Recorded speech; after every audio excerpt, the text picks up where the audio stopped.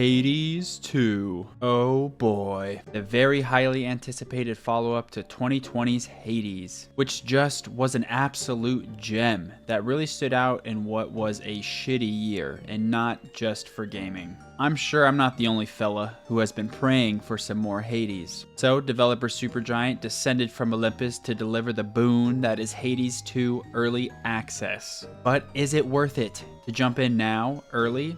To scratch that itch, or perhaps Supergiant has only given us a small taste that will only leave us ravenous for the full course. Or perhaps it's just ass. No, we all know that's not fucking possible. Come on, who am I kidding? Hello y'all, I'm Troy, and today I'm going to be talking about Hades 2. I loved Hades 1. It's honestly just an absolute treat of a game. Everything about it is pretty much perfect. The art, music, combat, voice acting, story, world, there's literally no major flaws.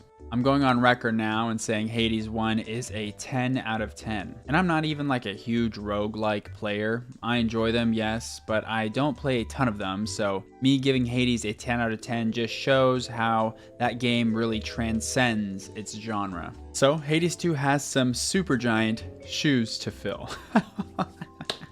It just released into early access on May 6th, and I had to at least give it a taste. And boy, I gotta say, that shit tasted pretty damn good. It looks like Supergiant has another gem cooking here. I've played about 15 hours, and from what I can say, there's no way that Hades 2 is gonna end up bad or anything. I'm confident it's gonna be a good game. I mean, even its current state, which I'd guess is mostly complete at about 80 to 85%, it's pretty damn good. Now, the more interesting question is Hades 2 gonna be better than Hades 1? Is it gonna be another 10 out of 10? Because currently I do have a few gripes that I think if Supergiant doesn't address, Hades 2 might slip a bit into maybe that 8 or 9 range. However, this is the point of early access, for the developer to take feedback and polish the game accordingly. So I am confident that Supergiant will release another absolute banger. But enough speculation, let's go ahead and talk about what's here. Let's go ahead and get them deets. As usual, I'll go ahead and say what's working and then what I think could be improved. You know, this is another early access title, so this won't be a full review. That's dumb, which my last few videos have been a lot of DLC or early access, so we are in a bit of a slow period for full game reviews, so yeah, I'm sorry, I guess. I don't know. Whatever. Anyways, this video is gonna be quick and dirty. And I'll of course let you know if I think what you're getting here in this early access period is worth the time and the money. Hades 2 is currently priced at that low of $30. Much nicer than the usual $70 for the fucking quadruple A titles or whatever bullshit's going on in the industry now.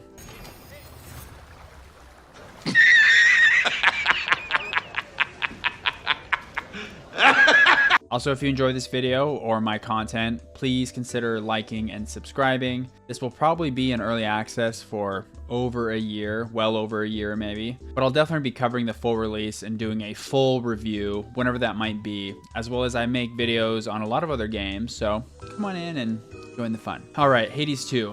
What is the dealio? You know, perhaps you live under a rock, or maybe you might be my mother watching this video. Hello, Mom. I'll go ahead and give a brief summary of Hades 2. In Hades 2, you play as Melanoi, the daughter of the Greek god of the underworld, Hades. As Melanoi, you are attempting to break into the underworld, which has been taking control of the big bad Titan of time, Chronos. This is a very interesting setting because in Hades 1, you played as your brother, Zagreus, whom was attempting to escape the underworld. So here we got a little bit flip-floppy. You'll be aided by a literal pantheon of characters as the Olympic gods themselves will send you boons and other gifts to make you stronger as you attempt your run. However, you will fail, and upon failing, your boons are erased and you are returned to the crossroads, a sort of camp where you can enhance Melinoi's abilities even further, and these enhancements are permanent across runs. They are sort of meta upgrades, if you will. So that's the gist. That's the core gameplay loop of Hades 2, which is exactly the same as Hades 1. Well, one of the most striking things about Hades is the art style. First game was absolutely beautiful, and Hades 2 actually even kicks it up a notch. This right here is my favorite thing ever in the history of forever. I think about this every day.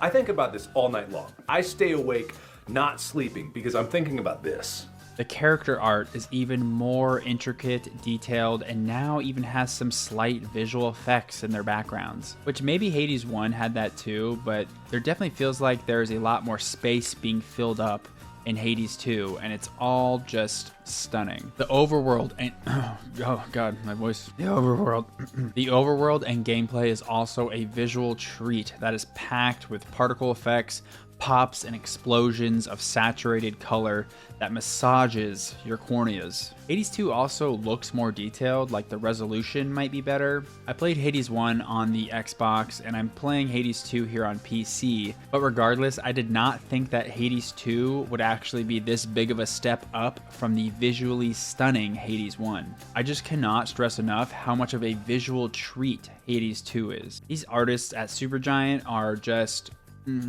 fantastic.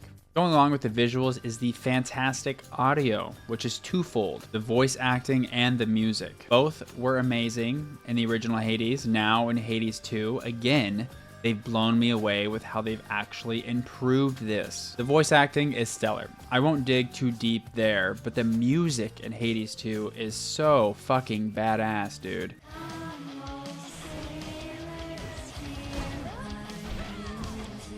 This music's fire, dude.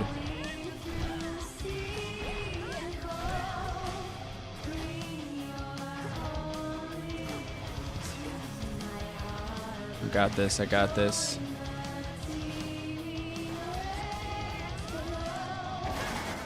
Oh shit, no. Fuck that up.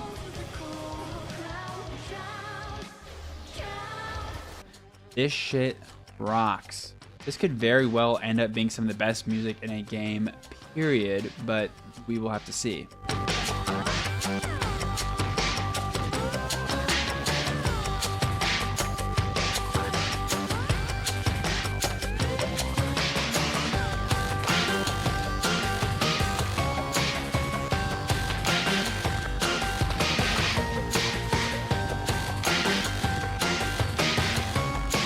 Again, Hades 1 had some awesome music, but they've really managed to step it up a notch, which just blew me away. Hades 1 also had a shockingly good story and writing, which was very impressive and unheard of for a roguelike. I can say from what I've played of Hades 2, which again, isn't much, I am very intrigued. Of course, I'll have to wait for the full release before I could confidently give a verdict on the story, but it does seem to be on a good path so far. Now sure, the music, story, art, all that stuff is fan-fucking-tastic. That's not why people play roguelikes. If we wanted a good story, we'd go play The Last of Us. No, roguelikes are about the addictive gameplay, baby. The tense dungeon crawling, the dopamine-inducing progression, and the engaging combat. Now this gameplay is where Hades 2 loses its footing a bit, but not because of anything inherent to its core gameplay designs. No, all the issues I'm about to point out are balancing issues that can quite easily be fixed with some updates and polishing. Also, Hades 2 does incorporate a few things here into its formula that I think are fantastic. Let's go and start with the progression, which I believe is the core hook of a roguelike. You essentially have the potential for your character to reach maximum power in only a few hours in a roguelike, which compared to other genres like standard RPGs can take tens to hundreds of hours. This condensed progression creates the intense dopamine rush that our brains reward us when we just hit that perfect build or we think we have the potential to. Now, enough video game theory here. Hades 2 This progression does not feel as good as it was in Hades 1. It's not bad, but it does feel like they took a step back. I believe the main reason is with the boons, which feel more rare to come across as well as less impactful when you do. It's very difficult in Hades 2 to get a cohesive build together, but not because it's mentally harder to comprehend, but because of RNG. It's hard to come across boons in general, and when you do, you might get slop or just some meh effect. I think they do have a ton of more boons here, which is kind of the part of the problem because it does dilute the pool a bit. You know, perhaps you just need some shit on your attack or special, but you're getting something that affects your omega specials or limits your magic. I think maybe they could offer 4 different options to help mitigate this, or maybe just tweak the RNG a bit. The passives have a lower chance of appearing when you don't even have your main attacks and specials filled out yet. Now the emphasis here instead seems to be on the progression happening outside of the runs, the meta or permanent progression, if you will. The resource game is much more important here as there are tools and companions that you can equip that help you collect certain resources you need, which is a lot. Now I don't necessarily mind this. I will say that Melanoi's tarot card progression is much better and more interesting than Zagreus's darkness mirror thing that he had going for him. So there is that. But I do hope they really buff the boons and bring them back to their former glory. Just getting the right boons and builds together within a specific run was very exhilarating in Hades 1. And Hades 2 just doesn't seem to have that same juice. Alright, so although the progressions with boons and other items doesn't quite feel there, Melanoi's inherent abilities are expanded here. Melanoi has an entirely new cast, which puts down a circle that can slow enemies, damage them, or do any sort of effect that the boons will grant you. And this new cast is far better than Zagreus's little red diamond, which really felt like more of an auxiliary ability. Now entire builds can be focused around Melanoi's cast. Melanoi also has the power to enhance her attack, special, and cast into kind of like spells or omega abilities using a mana bar. This essentially adds 3 new attacks into the mix, further increasing build variety and replayability. But again, this kind of brings me back to my core gripe with Hades 2. The insane build variety isn't always the best, as it's much harder to create a cohesive build with all these different abilities and the scarcity of the boons. Supergiant just needs to do some significant tweaking here. Or again, maybe if they give us more options with each boon, we could min-max certain abilities better. Different weapons also return in Hades 2. Melanoi currently has access to 5, but I know they are planning to add more. There is some balancing issues between weapons here, but nothing that can't be tweaked. I've seen some people say the weapons aren't as powerful in Hades 2 as they were in 1, but I kind of disagree. I think a lot of the weapons here are great so far. I think the Witch's Staff and the Sister Blades are both really strong, but perhaps they're just not as diverse. Also, this isn't the full package, and I haven't gotten far enough to quite unlock their full potential, so I really can't say for sure. But what I've played here so far, most of the weapons are pretty good. So even with its current problems, the moment-to-moment gameplay is still great. I didn't even mention the bosses, which I will briefly. I think they're fucking amazing. Better than Hades 1 so far, in my opinion. There are just some serious balancing issues, which is totally understandable for early access. This is why you have early access. I'm confident that Supergiant will mostly address these. Now let's go ahead and get down to brass tacks here. Is Hades 2 early access worth it? Do I recommend it? I already mentioned, but I stopped playing at around 15 hours. Not because it sucked or because that's all there is here. No, because I want to save myself for when the game is complete. I want to experience most of it for the first time when there is a fully finished product, because I think it's gonna be that good.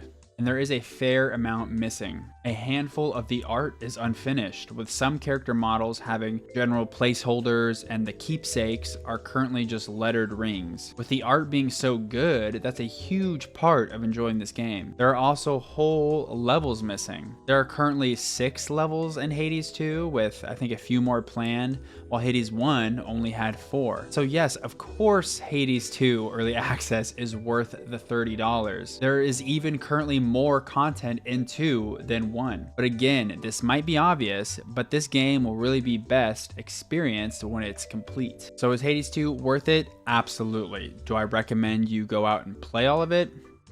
Not really. What I do recommend is that you buy Hades 2 in early access, support Supergiant, which I'm confident they will deliver a stellar product, but only play maybe about like 10 hours. Familiarize yourself with some of the weapons and new systems, give Supergiant some of that data, and then stop. If you even want to. If you don't want to do early access and just want to save it for the full release, that is completely understandable. I definitely do not recommend that you just play through all of the early access content, because this game is gonna be great. Save most of that for the full release. Now, will it be as good as Hades 1? It's definitely gonna be bigger, but will the quality be there? I don't know, we're gonna have to wait and see. That's all, folks. Thank you so much for watching, and let me know down in the comments below, what do you think of Hades 2, or Hades 1, or the NBA Finals, or anything really. Go ahead and give me a fun little fact. Also, don't forget to like and subscribe if you haven't already.